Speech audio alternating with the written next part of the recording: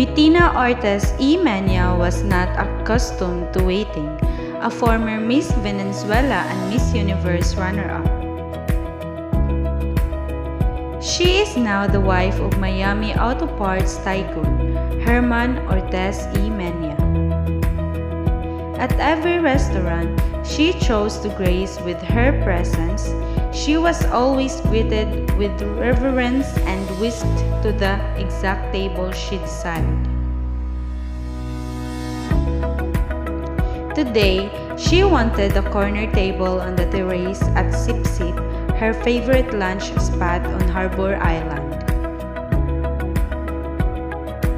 She wanted to sit on one of the comfy orange chairs and stare out at the gently lapping turquoise waters while eating her kale Caesar salad. But there was a large noisy group talking up the entire terrace and they didn't seem in much hurry to leave.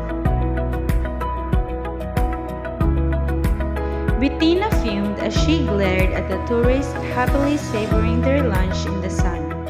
Look how tacky they were. The woman overly tanned, wrinkled and saggy, none of them properly lifted or botoxed. And the men were even worse, all dressed in all rumpled shirts, shorts, and wearing those cheap straw hats.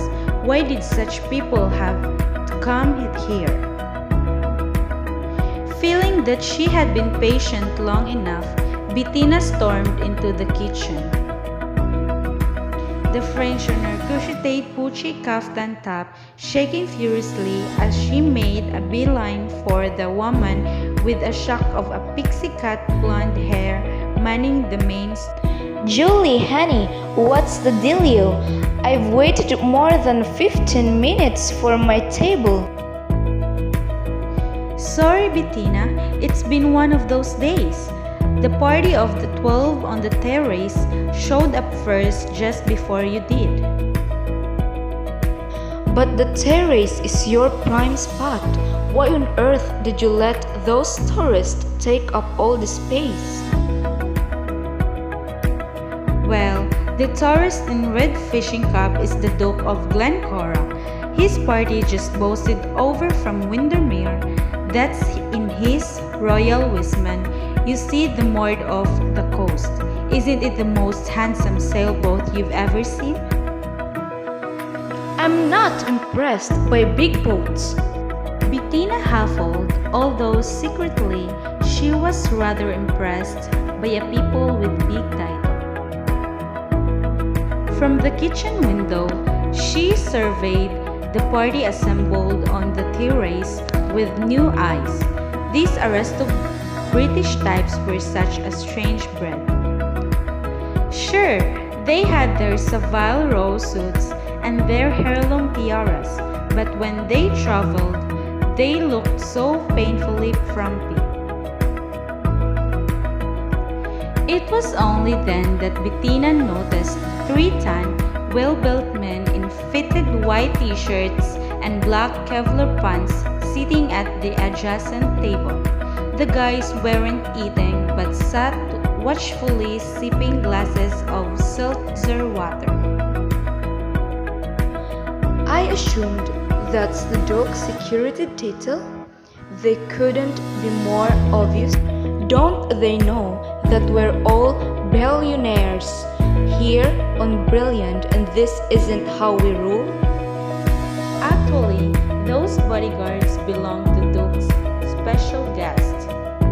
They did a whole sweep of the restaurant before the party arrived. They even searched my walk-in freezer. See that Chinese fellow seated at the end of the table?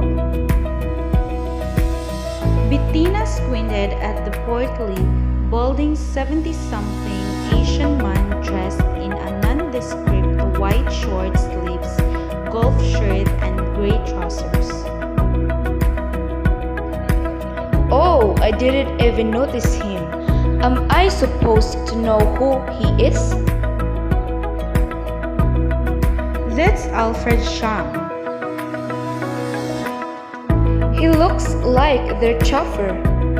Doesn't he look like that guy that used to drive Jane women around in Falcon Crest? From what I hear, the chauffeur is the most powerful man in Asia. What's his name again?